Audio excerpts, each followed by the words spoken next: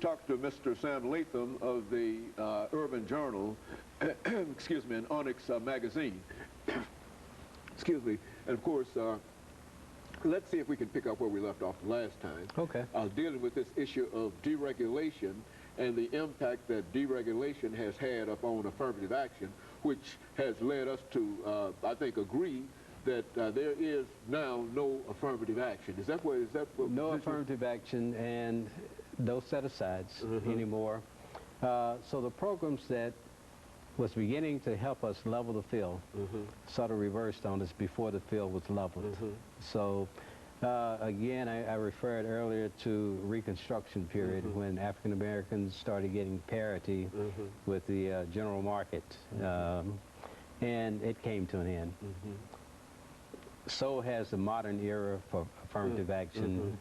It's come to an end, and I don't know whether it can ever be revived again with the current, I guess, climate environment for political and social discourse. I think it would be very difficult to get reestablished. Well, in other words, there for not only for African American businesses, but all those other businesses that had that were impacted by affirmative action, females, for example, and others that were impacted by, they are also cut out and left out in the cold. Is that what we're saying? They're cut out, but they're still represented in a greater quantity than what African Americans are. They're still, I mean, it's not even close. And especially for startups, it's almost impossible to match what's been done by females. Now, Asian Americans, because there aren't as many, but if you look at the percentage increase, they're well represented as a percentage of the marketplace. Okay. Yes. And so, well, now, it seems to me that there ought to be some kind of thought in terms of how do we do, you know, reverse this kind of, because at one time, and as you indicated, during the Reconstruction period, there was a turn down in terms of the aspirations of Africans, but nevertheless, it came back again. Yes. And so now it seems... Well, we had to, I think it came back, Dr. Haney, because of dynamic leadership. If you look at the work of Dr. King and others, even unsung, that contributed in a lot of different ways. So there's nothing on the horizon to point to that happening again.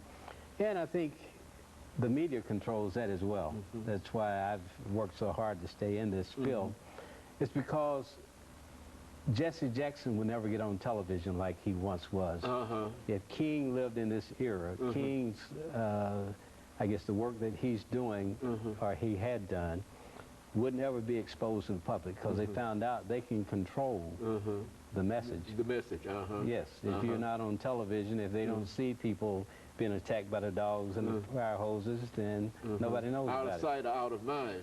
Is that essentially what we're talking about? Yes. And that seems to be a very, very dismal kind of prospect looking toward the future. What about education? Can we do anything? Can anything be done in reference to it? Well, to use an old Jesse Jackson phrase, instead of turning on each other, we turn to each other. Okay. Now, we have the means. Okay.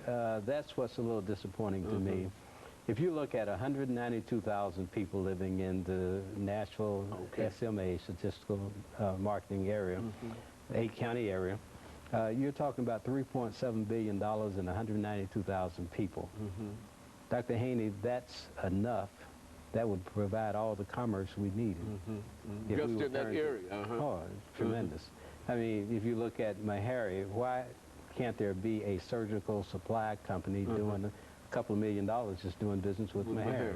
Okay, so if we look at the services needed and that we would sort of rely on a natural market, if we say African American natural market, and we're not talking about racism, we're talking about racial pride, then we could solve our own problems if we have control of our own financial institutions. But you know, the things that you articulated now are not generally heard. And I guess you might say that that is because we don't control the methods of publication other than your newspaper. And of course, you're doing a lot. But if you are in a situation where you are the only voice, and there are not that many voices outside of urban journalism. Yeah, and I think that we can forget about the days when there was one local centralized leadership base. It has to be dispersed now. You're a leader, I'm a leader, hundreds of others, thousands, people who are educated, people who are well-read, who are analytical. All of us have to really take up the mantle to solve this problem. It's getting worse every year. Okay. If you look around the community, you know, who owns businesses that are located right here in our own community now? We don't own the corner grocery stores anymore. Barber shops we still have control of right now. But other than barber and beauty shops, not even the beauty and barber suppliers are black. So years ago when you had Triangle Chemical, this man had a $2 million business. They developed in the 50s selling barber and beauty supplies. But after Mr. Holliday died in early 70s, it just went straight downhill. It's no longer open. So all those strong institutions that we've had, and they're still sliding, is what puzzles me and worries me the most, is that it hasn't just leveled off. And still a problem that we have to deal with. Yes. And the that's what's so intriguing about this. The resources that we have to work with are not there, but the market is there. And so what we have to do is try to tap that market. And how do you convince folks of that? I mean, you've been involved in newspapers and magazines and whatever. Well, you know, I've taken some marketing classes where you try to follow the decision paths that people make, even when they're exposed to advertising and so forth. The laws of sublimation are strong, but there has to be a repeated message that's constant before there's any changes. You know, if you look at history, you look at any significant change, it starts with rhetoric. A lot of people talking. Then they get angry. They get fed up. And I voted for President Reagan in 1980 because I was hoping there would be a sort of a revolt. That, you know. It's a negative kind of thing. But we have to reach that level where we just decide we're not going to take it anymore. And, you know, when you look at what happened in Texas, where the African-American was dragged behind a truck to his death, look at what happened in California, New York, the man shot 41 times, and there's no outrage.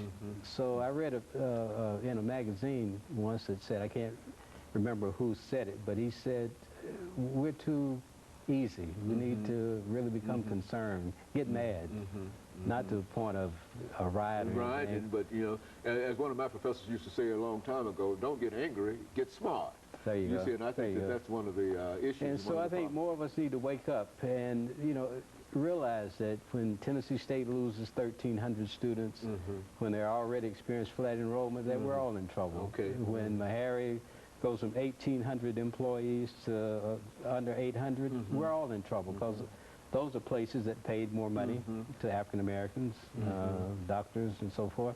So we're spending, still spending thousands of dollars a day.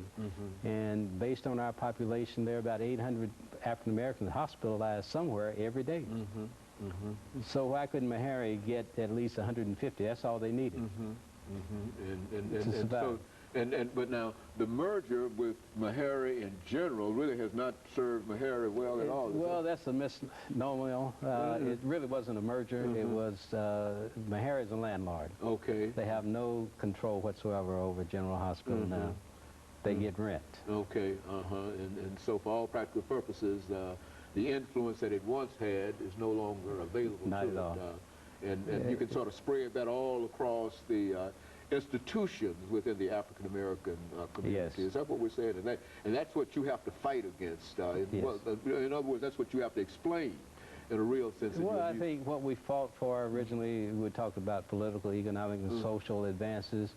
We have the social advances, but without the political and economic, it doesn't mean a whole lot.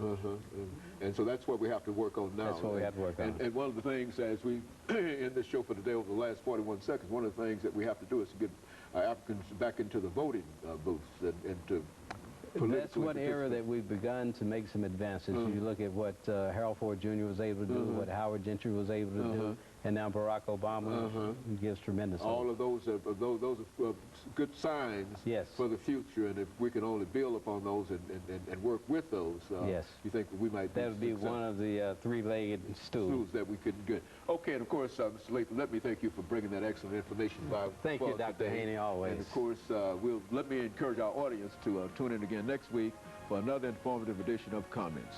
Thank you and good morning.